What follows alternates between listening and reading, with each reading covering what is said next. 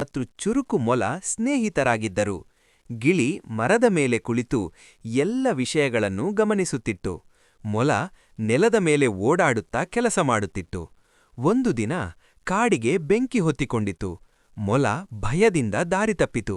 ಗಿಳಿ ಮೇಲಿನಿಂದ ನೋಡಿ ಸುರಕ್ಷಿತ ದಾರಿಯನ್ನು ಕಂಡು ಈ ದಾರಿ ಬಾ ಎಂದು ಕೂಗಿತು.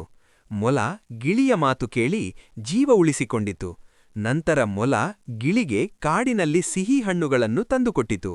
ಇಬ್ಬರೂ ಪರಸ್ಪರ ಸಹಾಯದಿಂದ ಸ್ನೇಹದ ಮೌಲ್ಯವನ್ನು ಅರಿತುಕೊಂಡರು. ಪಾಠ: ಸ್ನೇಹದಲ್ಲಿ ಸಹಕಾರ ಇದ್ದರೆ ಸಂಕಷ್ಟ ಗೆಲ್ಲಬಹುದು. ವಿಡಿಯೋ ಇಷ್ಟ ಆದ್ರೆ ಚಾನೆಲ್ ಸಬ್ಸ್ಕ್ರೈಬ್ ಮಾಡಿ, ಲೈಕ್ ಮಾಡಿ, ಕಮೆಂಟ್ ಮಾಡಿ, ಶೇರ್ ಮಾಡಿ.